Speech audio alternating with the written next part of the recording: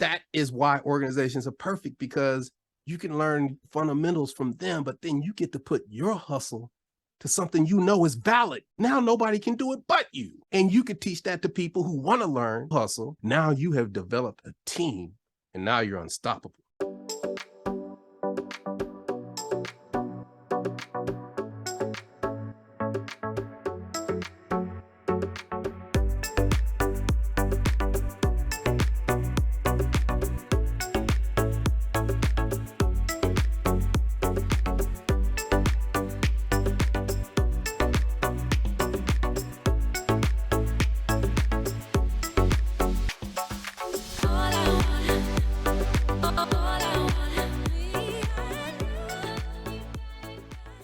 If you're watching this on YouTube, make sure you smash the like and subscribe buttons. If you're listening to our podcast, go leave us a 5-star review. All of our links can be found in the video description or show notes below. Hey, what's going on, everybody? Welcome back to the Average Joe Finances podcast. I'm your host, Mike Cavaggioni, and today's special guest is DC Glenn. So DC Glenn is from Tag Team. For those of you that don't know, me growing up in the 90s, I definitely know who he is and who they are. So DC, it is a pleasure. Welcome to the show. Hey, man, thank you for having me. Before we get started, I got to get something off my chest. All right. Sprinkle! I'm ready. All right, cool. Now that we've got that settled. All right. And they're everywhere now. They're everywhere. Actually, I just got done celebrating my oldest daughter turning 13, and we bought this candle that actually shot out like this sprinkle confetti. It was like an explosion. So that's immediately just brought me to that. Man, I'm telling you. That's awesome. We just got back from Alaska, got paid a whole bunch of money to scoop ice cream for kids. And every picture we took with people, like the owner of the Geico store, insurance agent, he bought like 35 pounds of sprinkles. And every picture I would just throw sprinkles before the lady took the picture. And every picture and video had sprinkles in them. And it was like by the end of the day, it was a sprinkle carpet on the floor. That was so beautiful. That's awesome. Incredible. I have a blessed life, man. I get to do a lot of fun things, man. So I can't wait to get into this with you. Yeah, that's great. So speaking of that, let's talk about your blessed life. If you could, let's share a little bit about yourself, share your story. Who is DC? My name is DC Glenn. I'm one half of the hip hop group Tag Team. We made the song Whoomp, There It Is. And last couple of years, we did a Geico commercial called Scoop, There It Is. And we've got a whole bunch of things coming up that just keep us relevant. And I'm the type of person that I have just always hustled. And I met Steve in high school in 11th grade and became real good friends because both our last names were G.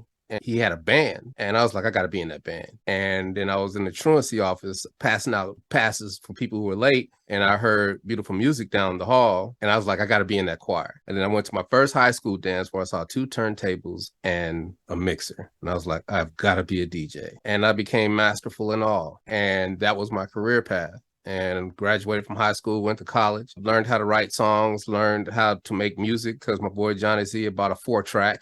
For those who know, 4-track is cassette tape. You got 4 tracks to make a song to. And I figured it out and I made some classic songs with that thing. And I just got better and better. Started DJing all the frat parties, DJed my own parties and started DJing the clubs and came down to Atlanta. I came to visit Steve and I knew right then that I was moving to Atlanta. And as soon as I got to Atlanta, started working at a club called Magic City instantly. And then I started working at the biggest clubs in Atlanta. And we're making music all this time. And I knew that we had to make something up-tempo because we were in the Southeast. We come from hip hop because I'm from Denver, went to school in California, ordered my records from the East Coast. So I knew everything about hip hop. This is the 80s. And I went to Steve, said, hey, man, we got to make an up-tempo record. He's like, I love bass music, but I don't know how to make it. I was like, think Planet Rock and the old school electronic music, Kraftwerk, all that stuff like that. And our first attempt was Whoomp, There It Is. I'll never forget it. We recorded in August of 92. Went to the club that night, popped the cassette in. First song I played on my set. And to this day is the biggest response on any record I've ever had. And fast forward, like January 93, I had stopped playing it because my hubris as a young man, I'm like, every song I make is going to be the bomb. And one of the girls was like, why don't you play Whoomp, There It Is anymore? So I was like, I could play it again. Same thing happened, but a record company rep was in the house named Alan Cole from Columbia Records. He took it to New York. Now I got Columbia Records calling me like, ooh, this is going to work. I sent it to all the record companies. Now I got Epic, A&M, Warner Brothers, all these record companies talking to me. And it's amazing because they were all playing with me because they didn't know what to do. Back then it was just LA and New York, right?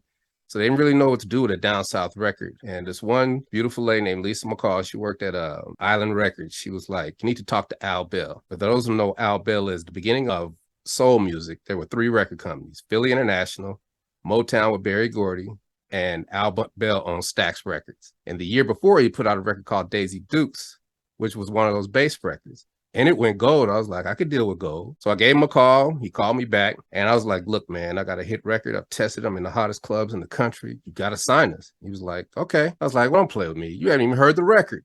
And he was like, brother, I don't have to hear the record. I hear it in your spirit. Let's agree to agree and get this thing moving. And I gave my 2 weeks in Magic City, club I was working at, signed a messed up record deal. And in a month and a half, Tag Team was platinum. And the rest is history. Yeah, that's wow. What a story. So the two of you guys grew up in Denver, Colorado, right? Annual High School, class of 84. Yep. Yeah, that's awesome. So I guess you said Steven moved down to Atlanta first. He was down there in Georgia. Yeah, he moved down in 88. And I just went down to visit him for one Christmas, and it blew my mind. And I knew that I was moving. I came back, finished up, packed up the truck, the U-Haul, and moved to Atlanta. Just like that. Just like that. And I had a job at CNN, but I went to the club. I'll never forget. It was a Friday. I got there on a Wednesday. We went to the club on a Friday because we went to the movies that night to see Spike Lee do The Right Thing. And after the club, we went to Magic, and the DJ was just drunk or something. And I was like, I could do this. And I went to the owner, and he was like, come see me Monday. And he's like, I don't need a DJ, but I need a cook. Can you cook? I was like, yeah. So I think you'd be the cook and the backup DJ. I think I cooked 2 salads, ordered chicken wings. Then the day shift DJ was like, hey man, I gotta go run some errands. And he let me on his set. And I DJ'd the rest of the day. I made those girls more money they ever made in their life because I knew what to do. Because back then there was only one question: can you rock a party? Can you move the crowd? And I've been the head DJ of every club that I've ever been in ever since. And I've been DJing for 30 years. Wow. Right? So I hustle. I love work. I've never not known how to work because my parents made us do chores. I've been stemming collard greens and shucking peas since I was 5 years old. My mom had a prep cook. Dad made me do the lawn, do the leaves, do the hedges, wash his car, all that stuff. But I appreciate that so much because as a grown man, I have never not known work or never feared it. So anything I want to do, I know I can accomplish it because I'm not scared to put in the work. Yeah, it instilled a phenomenal work ethic in you that you took with yourself into adulthood. What I find amazing is when you're sharing your story about when you came up in high school, you heard the choir and said, man, I want to be part of that. Like this beautiful music that's coming out. You join the choir. Then you're at an event and you see the DJ out there. You're like, man, that's what I want to do. I want to control the music and control the crowd because that's what you do when you're a DJ at a party, right? You are controlling that crowd. You're controlling the listeners, right?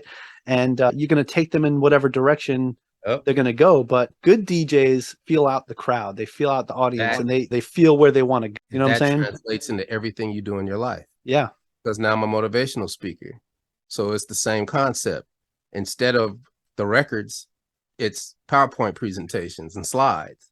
Those are the records. So as long as I rock the party, and at the end of the party, there's hair weave all over the place, broken glass, throw up, everybody's drunk, and everybody leaves happy, that's what it's about. And everything that I've ever done has been that process, from me being an actor, me being a voice artist. Everything I do is about rocking the party, right? So you got to understand your first. And I think me being a DJ is the greatest thing that ever happened because I get a front row seat to humanity and human nature. And get to watch it and mold it and move it and shuffle it, right? Because I wasn't just a DJ. I knew I would play genres of music. I might play reggae and everybody be on the floor with reggae, but then I would switch and I would play house and the floor would switch, but they would go to the bar. Other people would come to the floor.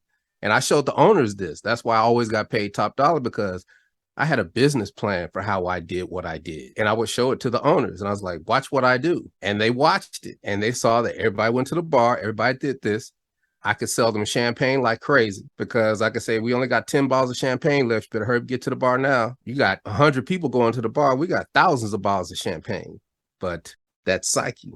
The whole psychology piece. Sense of urgency, right? Yeah. I did that with mixtapes. I have always been a hustler. I've always tried to take one opportunity and turn it into 10. And I have been very fruitful at it. And I could, even today, I just turned 56. I don't even feel it. I feel like I'm just getting started, right? Because everything revolves around technology. And what happens is people dismiss new things because they're used to the old things. And what happens is life passes them by. Like perfect example, in 2008, the financial crisis, everybody lost their manufacturing jobs. So because they didn't stay up on it and they didn't stay up on technology, life passed them by. Now they're sitting there waiting for all their jobs to come back, and they're never coming back in the form that they were. You see what I'm saying? Same with the pandemic. Yeah. Those paradigms have shifted in a way that they're never coming back. That's how things evolve. But that's why there's haves and have-nots. And I learned that. It was a brutal lesson too. I learned that when vinyl switched over to CDs as far as DJing. It's like, I'll never DJ with no CDs. Get that out of here. And things start passing me by because I go into a club and they wouldn't have no turntables. It's like, wait a minute. And I vowed I'll never do that again. Those lessons and all the traumas that I have been through in my life, I make it easy on myself. I just vow, because they're not mistakes, they're opportunities. I vow to not let that happen again. It'll never happen again. So how you educate yourself for that not to happen? So I could tell you things that happened in my life and you'd be like, ooh, but it's no, because that gave me 10 opportunities to get better. And that's what I've done my whole life. I like the way you look at things, DC, especially as you're describing, as things change, you have to evolve with the change that happens around you. Because if you don't, you'll get stuck in the Stone Age while everyone else is living in 2022. Life passes you by. Right? Exactly. And yeah. Not only life passes you by, people are victims of their own pride and ego. I've watched pride kill so many men because they don't want to do things differently. So that's why I constantly argue with the people I love, because I know it's not for everybody, but I got to at least try to change your perspective on how you deal with things, because the way they're doing it is not the way this new stuff is happening. It's just everything is different. I am masterful at SEO now, but that came from trauma. That came from me being pissed off because 2011, I get a call from New York Times. Hey, at DC, have you seen the Gawker article? I was like, no. It's like, the world thinks Barack Obama was in your music video. I was like, no. Then she gave my number to everybody. Now I'm doing interviews for 2 weeks on every big entity all over the world, asking us Barack Obama's. They took one little frame and it looks just like Barack Obama, I swear, a young Barack Obama. So they played with it and it was fun. But I was upset because at the end of that 2 weeks, I didn't have no money in my pocket. And I vowed that that would never happen again because we didn't have a web presence. And I said, you know what? I'm going to learn websites, digital marketing, SEO. That was beginning of like social media when it got real strong, Instagram and all the big boys. And it took me a long time. Fast forward 2020, we're in the middle of the pandemic. I get a call from my agent for acting. It's like, DC, you booked a Geico commercial. I was, don't play with me, Lena. I haven't even auditioned for a Geico commercial. She's like, no, tag team. Because 5 years ago, you type in tag team was all wrestling. You type in tag team today, it's all tag team. I disambiguated myself from everything tag team Pokemon, tag team real estate duo, tag team this to tag team best friends. Disambiguate now, it's just all tag team. Geico didn't want to wait for me to call them back because they left me a message. They went to my IMDb because I could be found. I let my agent make the deal, end up being the biggest deal I ever made in my life. Yeah, that was an awesome one too, because I remember when that commercial came out, I thought it was one of probably the best Geico commercials ever come out. And we have been winning awards all season. Yeah. And it has ended up being the #1 Geico commercial in history. That's what they telling me. And I'm like, are you serious? Even more than the Hump Day? Like, yeah. Even more than the Caveman? They're like, you guys took out the Caveman. And it was like, and it blew me away. Here's how I am though. In the beginning, I knew, because I heard preparation is everything, because I went into it. I'm going to come in with 10 things to make this my own. So the night before we went with the producers and the directors, I was like, look, I got some ideas. Are you open? Man, whatever you want to do, DC. Because they were like, whatever you guys want, that's what we're doing. I was like, well, I was trying to get a spin and scoop, but I couldn't fabricate one. So we won't be a lot. No, DC, we'll have you a spin and scoop tomorrow. Whoa. I know kids love sprinkles. So we got to have a lot of sprinkles because there are a lot of things I want to do with sprinkles. Like DC, we will have a truckload of sprinkles for you. And I just went down the list of the things that I wanted to do. And the next day it was all there. And our energy and the way we do a part, it was like me DJing. I DJed the set of my life because I knew that this was an opportunity and I had to turn it into 10. And they could have shot 5 commercials with all the stuff we shot that day. And I was done. But then I'm still thinking, what am I going to do?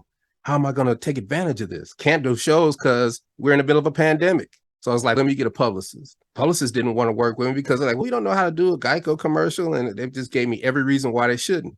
And I remember having an argument with one of my best friends. He's a corporate guy. He was like, man, I just really want to see what the numbers are. It was after it dropped. I was like, you need to get with Geico and get the numbers from them. I was like, man, I'm not about to call Geico and be like, give me the numbers. And we had a nice debate about it. But I was listening and I said, I don't got to call Geico. Let me call the companies that Geico uses to get the data. So now I'm in a boardroom with iSpot TV because they're giving me the data. They're like, let me talk to my boss about this. Now they're like, you don't got to pay nothing. We want to do an interview with you. And then we're going to put all the statistics in there. So that'll be your value add when somebody's asking you for your value add when you go do a deal. Then I went to Nielsen, called Nielsen. They were like, hey, I got to talk to my boss on this one. This is above my pay grade. I'm in a boardroom and Zoom with Nielsen. And they're like, it's going to be about this much. I was like, can't afford that right now. He's like, no, but we got subsidiary companies. And they hooked me up with all their subsidiary companies that could do it for $1,500 to $2,000. So now I have these entities that can build me a value add. So when I go into boardrooms to do other deals, if they're saying, well, why should we do you? That was just one thing. Bam, that's why.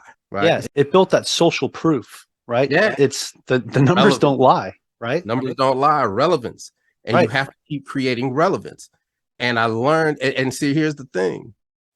I knew that this was the turning point for me, just as in my psyche of how I thought about there it is, because I'm sitting in a movie theater looking at Will Ferrell dance on the table to Whoomp, There It Is, and Elf. And I'm pissed because I didn't even know the deal was made. And I'm not getting any of that deal. But I pushed that bet to the back of my head and I said, dude, what are you talking about? That's the glass half empty. What's the glass half full? The glass half full is you now have a forever hit record because every year Christmas time is going to be played. It's up to you to go get your money. Nobody's going to give you anything. It's up to you. And every time it's in a commercial or whatever, I try to create relevance or a value add to let people know in entities across the world, which is in the form of press releases or whatever, that tag team is relevant. And you build that stock. And every year there's an instance where we are relevant.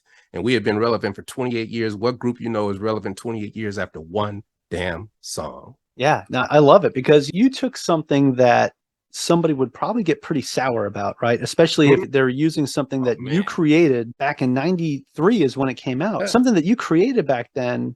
My baby's like my child. You got nothing out of that, right? You didn't get no royalty. No, we got paid because we we're kind of lucky because we got the writer side on the publishing, but the side where you get the royalties for it being on commercials and stuff like that. Because we're in SAG, we get royalties. See, because we did things right, I can live a comfortable life with a little bit of supplementary stuff for a while. Now I don't have to do it. I can do whatever I want to do now. But like from in the 2000s, it was rough because there was two record companies fighting over it and they were using us as pawns. And it was just like, you guys getting all this money and we're getting nothing. But we get a certain amount every quarter. And if it was in a commercial, we would get SAG royalties, which is real nice. And if it was in a movie, we might get some, we might not. But then it was up to me to hustle up the shows to say, hey, this is what we're doing. So now we're doing NBA halftimes and NFL halftimes. That's our bread and butter throughout the 2000s. And then I just have always hustled and it has paid off. Back then, everybody was like, man, you doing this and you doing that. You a jack of all trades master. I was like, yeah, but if you live long enough, learn how to learn, you become masterful at those trades. And they all come back to serve you in ways you never thought imaginable. But the fact that you planted the seeds and you prepared, they came back and served. Perfect example, and this ties into why we're here. Around 99, I vowed that no one would ever beat me out of money again. So I said, I'm about to learn about finance. I don't know what I'm going to do, but I'm going to learn. And I end up passing the Series 3 exam, became a licensed commodities broker, right? And my approach was, let me go fail this test. Because I could take it 3 times. Let me go fail the test and see what's on the test. And I passed the second time. Now I'm a licensed commodities broker. I'm working for 3 different firms. But I didn't like being a broker because I'm selling financial services for people that don't know what they're selling. I couldn't do that. And then I would have had to give up music and DJing because that was like show money to me. I was making good money doing that, plus doing shows. So even though that didn't pan out, and even when that didn't pan out, I was like, let me start my own hedge fund. I don't know how to do a hedge fund. How do you do a hedge fund? Because I know everybody. Deion Sanders, Dominique Will, because I'm in Atlanta. I know everybody. I can get everybody with some money under management if I can figure out this commodities thing. So I started calling people. I'm like, you guys manage hedge funds, right? My name is DC Glenn from Tag Team. Remember the song Whoomp, There It Is? Yeah, I remember that song. So I'm just trying to see what your services are because I'm looking for somebody to manage my hedge fund. It was like, man, sure. Can I get a meeting? Cool. So I'm getting meetings in New York, LA, Vegas. I'm in this boardroom in Vegas. We're doing all the fan stuff at the beginning. But then I asked them, why should I let you manage my hedge fund? Oh, DC, because the bottom line will be this. They just went through a whole presentation. And what they didn't understand is while they were pitching me, they were me. And after I went through that whole round robin, I knew exactly what a hedge fund was. And it wasn't for me. That would have just took me all away from everything. But the year 2000, I would look at CNBC. I didn't know what they were talking about. Year 2002, I knew everything they were talking about. And then I developed an approach just from a nice financial advisor I met one day walking through this little thing. And she said, we're going to do it. She gave me her pitch. She said, we're going to do it easy. We're going to have a bunch of little buckets. You got your corporation already. So you can put some money in these little buckets here, and then you put these little buckets here, and we just fill up these buckets every year and leave them alone. And I was making so much money to where I even took my check and I was saying, take my check and put it in that bucket. I don't even want to see my money. And I have always made money because of that financial literacy hustle that I put together for me, right? And now that's, if I have a good year, if it's a good harvest, I'm not trying to pay that. Let me dump this here and here so I don't have to pay taxes on it. I don't see it because I don't need it because I've done everything. I don't need no cars. I don't need nothing.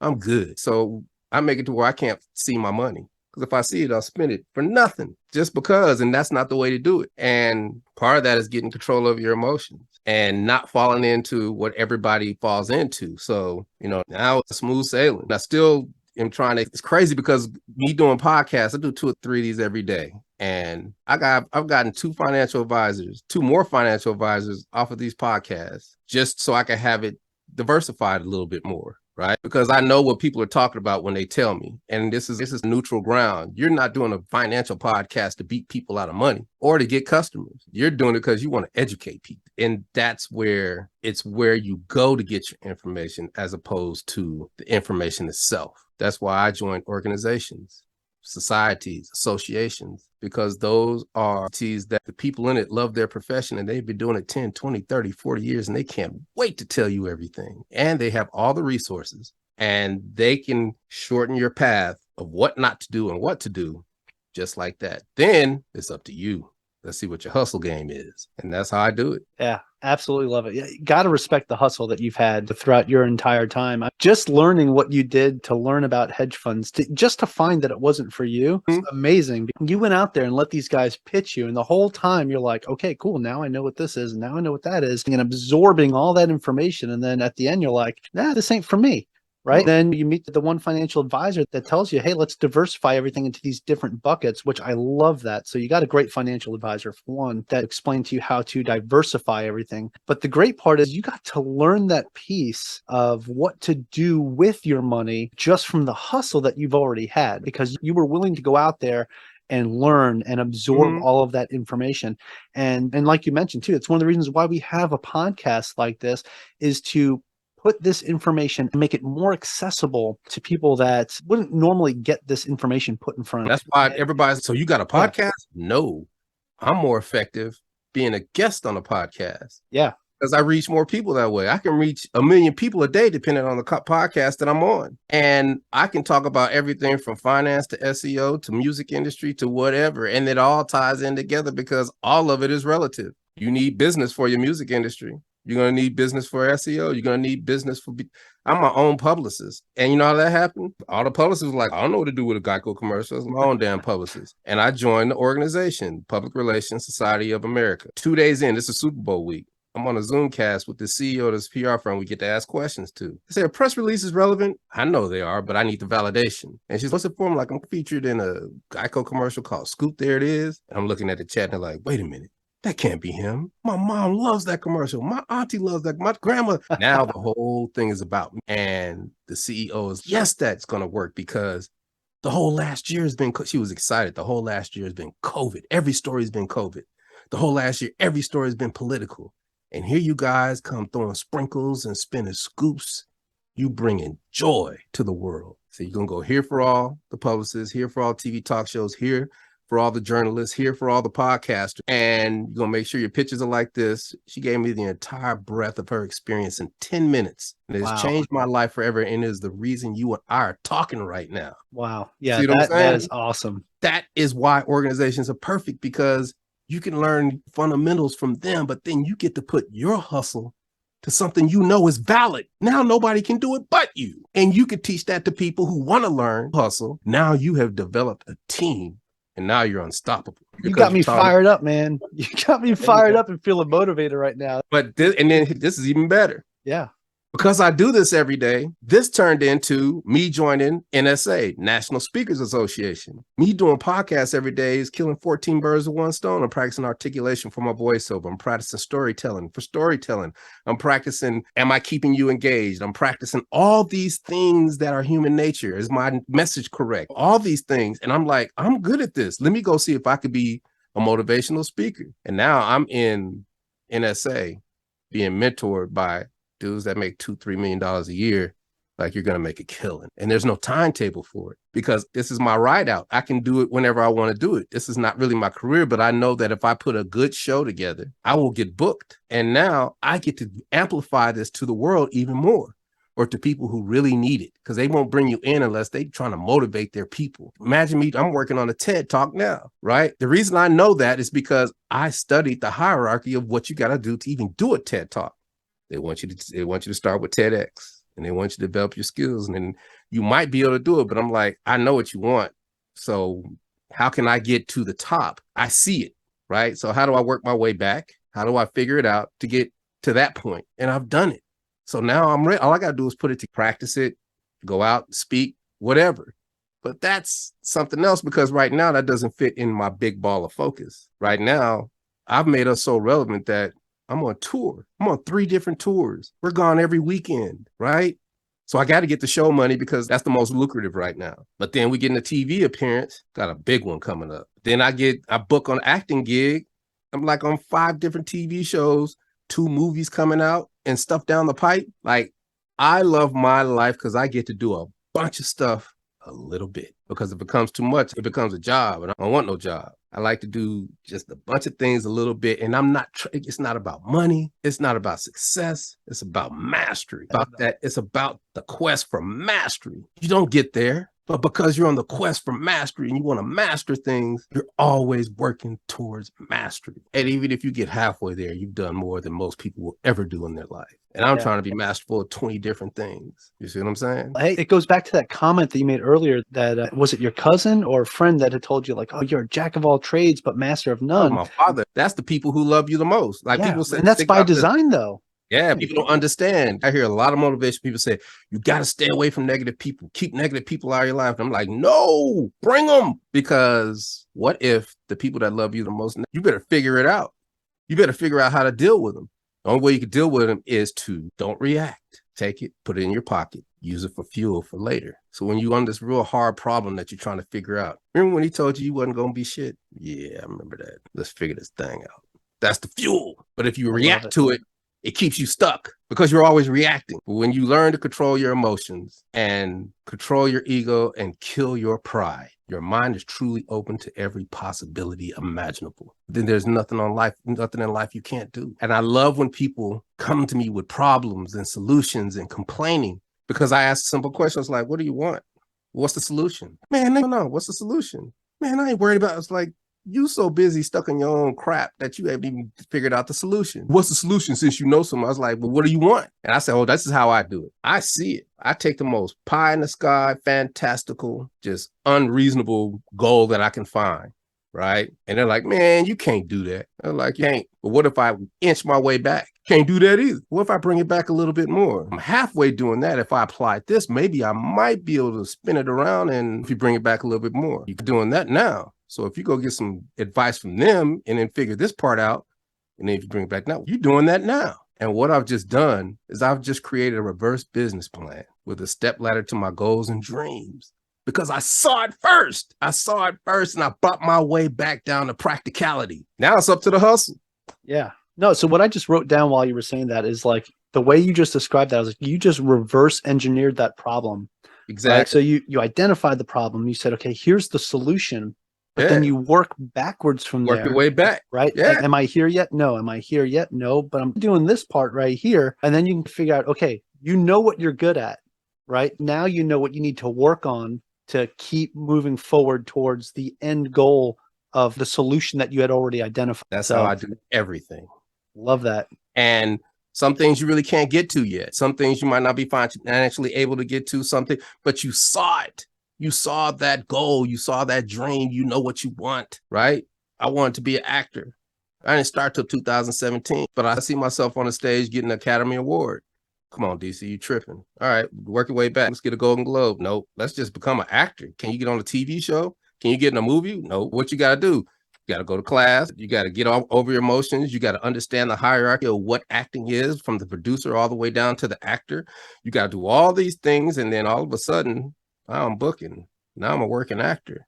Now I get to go out for all the new movies that come out. I get to. So now I'm halfway there. I am one good role from maybe getting something, because I'm going after mastery. So I need to work. And the pandemic helped me because all the actors were out of work, but Atlanta was still popping. So I use this site called We Audition. Now I'm training with, it's a site for like readers when you got to do it, but all the readers are other actors. They're soap opera actors. They're Juilliard trained actors. They're actors that have been classically trained in Europe. I got a squad of actors that work, done movies, have won awards, that read for me, and they're teaching me while they're reading for me because they know what to do. And they see me as, dang, Whoomp, there it is. I get to do an audition with Whoomp. And I don't see it that way, but they see it that way. Now we're both helping each other because I'm teaching about SEO. I'm motivating them like, you do this, do that, do this, that. I had a meeting with my agents the other day. So all 6 of them for film and television. And I talked the whole time because I was telling them everything that an actor should do to get in their good grace, and then telling them what an actor shouldn't do to validate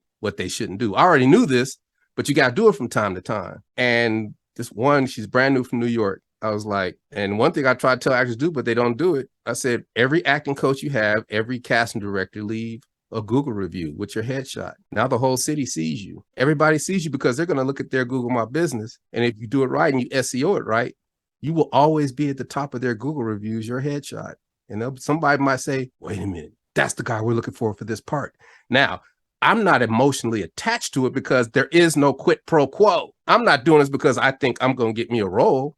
I'm doing this because this is preparation, planting seeds. Every year there's going to be a harvest if you plant seeds. It's just one year is going to be better than the other. You might have a string of good years and have a string of bad years.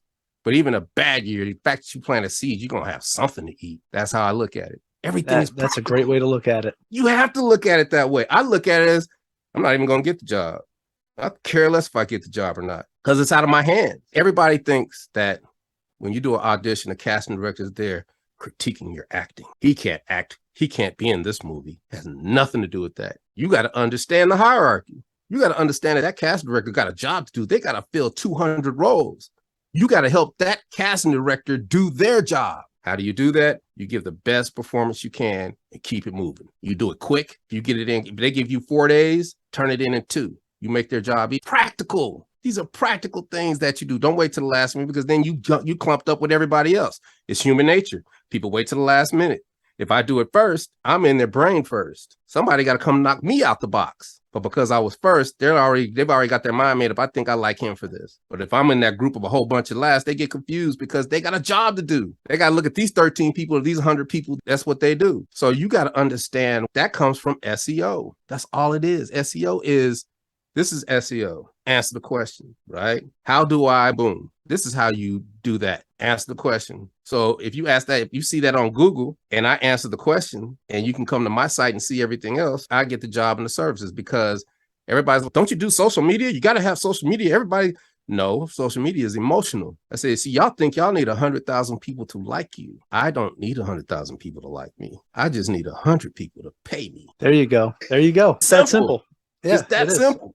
And you do that by getting in front of the people who need your services. If I'm a plumber and I SEO right, well, then somebody takes a dump, blows up their toilet. There's doo-doo everywhere. Oh, my God, I need somebody to fix my toilet. DC Plumbing. I get the job. It pops up because you're answering the question. Right? That's what the SEO is all about. So this has been Absolutely awesome. Like I'm saying, you got me pumped up and feeling motivated right now. I want to transition this into something that we call the final round. I'm going to ask you 4 questions that we ask everybody that comes on the show. 3 of them will give the audience an idea of how you are under pressure or when you've had to make hard choices in life. And I think we've got some of that already just out of the initial interview. But if you're ready to go, we only scratched the surface. Yeah, we'll get this party started. All right, let's go. All right. So the first question, DC, is what's the biggest mistake you've ever made in your finances? Sac State in 85. They had a bunch of tables laid out. All the credit card companies came to campus. It's like, we got free money for you. Get a credit card. I got 4 credit cards. My credit was messed up for years. No one explained to me about credit. You didn't have that education. Didn't have that education, but now I'm masterful of credit. I'm helping this girl do her credit now. She thinks she just has no hope. I'm like, you're actually not as bad as you think you are. Just do a couple things here when you're done. Yeah. You turn your trauma into treasure. There are no mistakes. There are no missed opportunities. As long as you're breathing, you can correct all of it. Absolutely. Yeah. Any mistake that you think is a mistake, it really is just education, an opportunity to learn, an opportunity to take advantage of. Yeah, I love that. Okay. Next question is, what is something that you've learned that you wish you knew when you first started your career? I wish I had known how. I have a phrase that I have: learn how to learn. It's not enough just to learn. You got to learn how to learn. I didn't know how to learn back then. I had a couple little hustles where I knew how to get things, but I didn't know. If I had known to go to an organization back then, if I had known how to learn back then, my path would have been a whole lot different. And I would have done better in school. I would have done a lot of these things, but it's okay because I had a ball back then. I partied. I was a DJ, right? Like I'd probably be in the real estate now. I would have went to real estate school real quick and got it over with and just understood what everything was. And that is what I would do. Learn how to learn. It's not enough just to learn. You have to learn how to learn. I like that. That's one organizations. That's where if I got a long email, you get long emails all the time. You see them, you're like, I start reading that. By the end of it, I'm daydreaming. I got to read it again. But I don't do that no more. I throw it in the AI. Now it reads back to me. Now I'm picking up everything as I'm reading other emails. Now I'm ambidextrous because I can get it still. Right? I can get it. I have things read to me that I don't want to read. But then if I have to read, I have to read sometimes because I got to read scripts to do voiceover. So it's not, see, everybody think, well, that's cheating. No, it's not. That's practicality. Just a practical solution for this situation here. If you got to read 100 emails, this can get you through faster. So that's time. But people see things how they see it. And it ain't for everybody. It ain't for the people that aren't willing to hustle. Yeah, open their mind and stuck in their own thing, stuck in their own ego, think they know. So actually, I was going to say, so this next question kind of ties into that. So this will probably be helpful. Do you have any tips or tricks that you would recommend to someone that is just getting started out today? Yeah. Write down a list of 5 things you want to do that you're interested in, right? And then put association, organization, or society after them in a Google search. Then get a list of all those organizations, pick up the phone, call each organization, find out how much it costs for beforehand on the website, find out how much it costs to join the organization. Then call them and say, I'm interested in joining your organization. Why should I pay this $395 a year to be in your organization? And let them pitch you and teach you at the same time. I like that. Just exactly what you did with the hedge fund managers. That's amazing. Yeah. It's that simple. Because there's going to be at least 10 organizations for everything.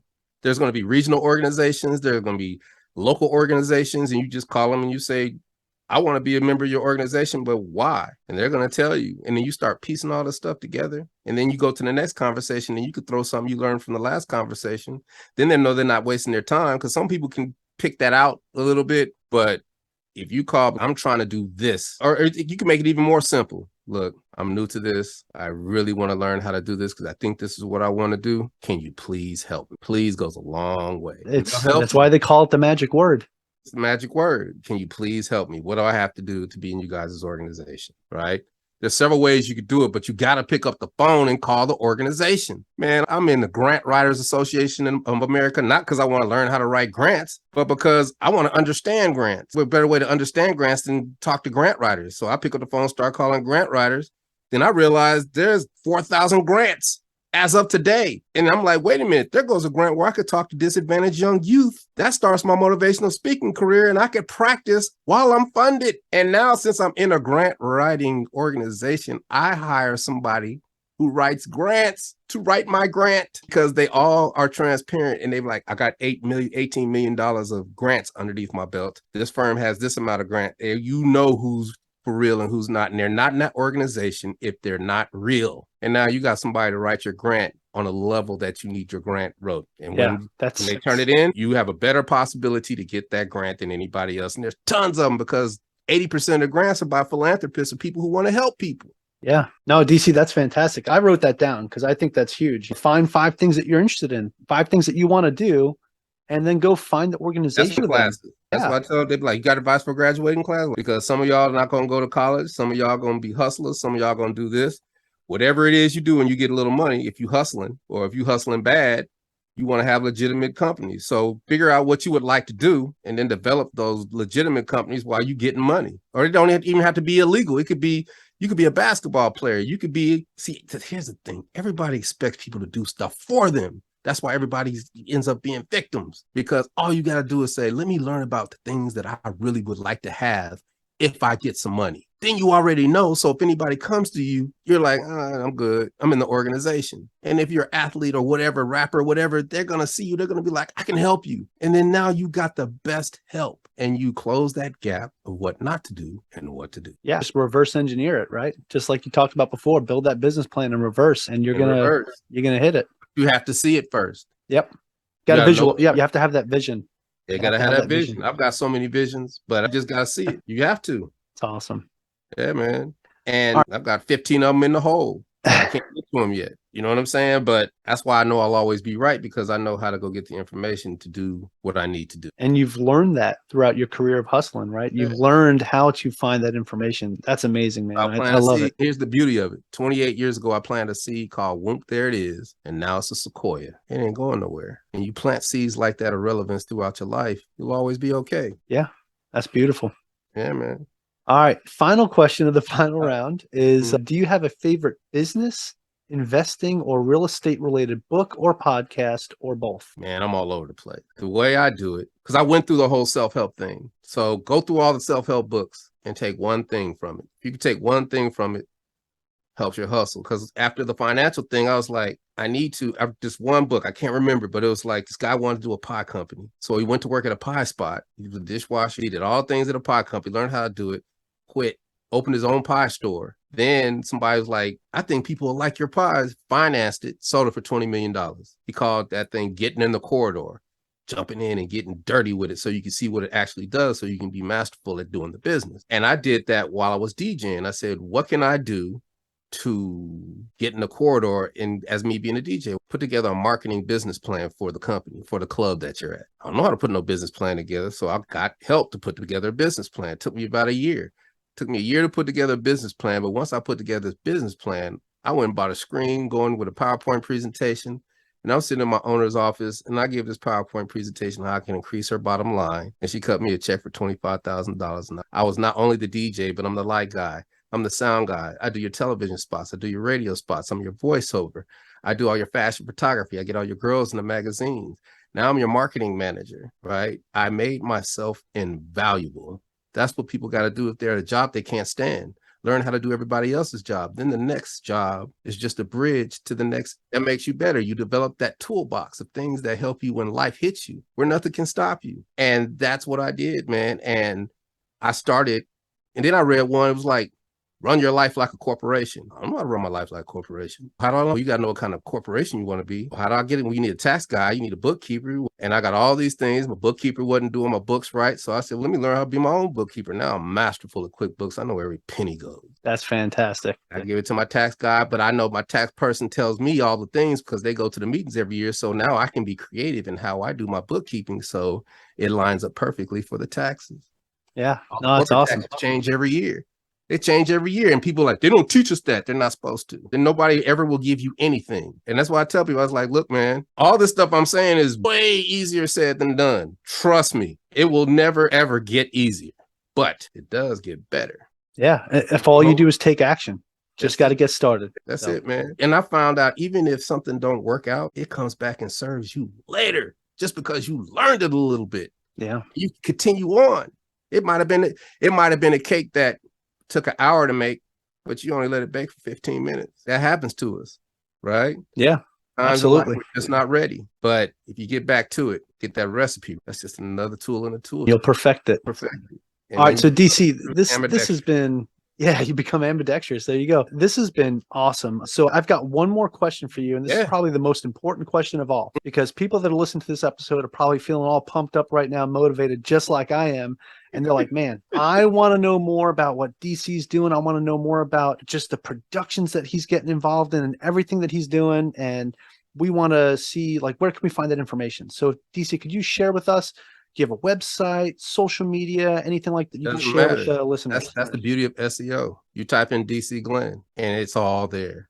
You type in tag team, it's all there. You type in Whoomp, there it is, it's all there. Everything is there because I know SEO, I'm able to be found.